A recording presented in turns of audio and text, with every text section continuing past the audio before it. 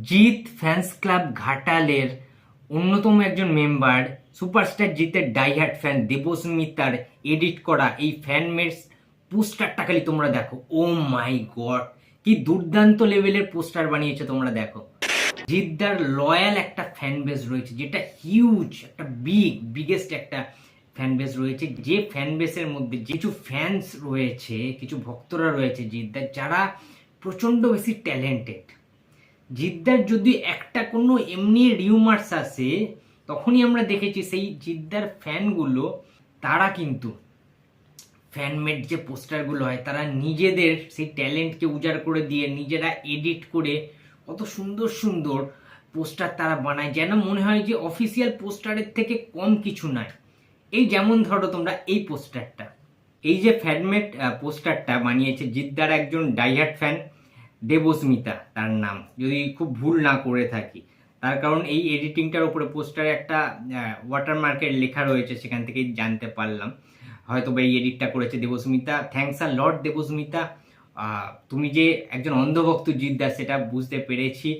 খুব ভালো লাগলো যে তোমাদের মতো এরকম ডাইহার্ট ফ্যান্স রয়েছে, যারা জিদ্দার যে কোনো কাজকে নিয়ে, যে কোনো প্রজেক্টকে নিয়ে এতটা বেশি কৌতূহল তোমাদের মধ্যে, তোমরা এতটা বেশি ক্রেজ একটা তৈরি করে দাও। তো এটার জন্যই ভালো লাগে, এই জন্যই তো সুপারস্টার আরও ভালো ভালো কিছু কাজ করার অনুপ্রেরণা পায় তোমাদের জন্যই।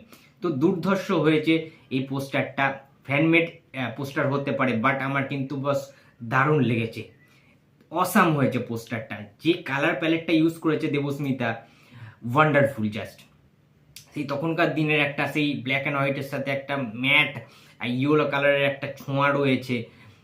এবং জিদ্দাকে কি লাগছে, একটা তারিগোওয়ালা বড় একটা গান মেশিন রয়েছে, বন্দুক, এবং আরেকটা জিদ্দাকে দেখতে পাচ্ছি এদিকটা জাস্ট কোপ রয়েছে, এবং একটা এরকম টাইপের উত্তরীয় পড়া রয়েছে, একটা এরকম হাইটের একটা পিস্তল রয়েছে।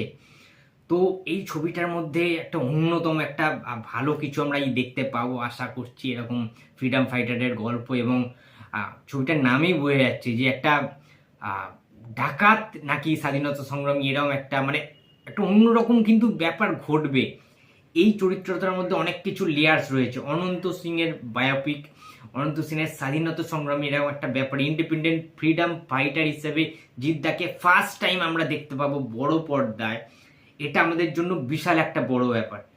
আফটার অসুর জিদ্দাকে এইরকম মেহনত করে, এরকম কষ্ট করে একটা অন্যরকম মেকআপে আমরা দেখতে পাবো। 2020 সালে পাভেলের সেই অসুর ছবিতে জিদ্দাকে দেখতে পেয়েছিলাম বড় বড় চুলওয়ালা, দাড়িওয়ালা, গোঁপওয়ালা সেই রূপ, কি অসাধারণ।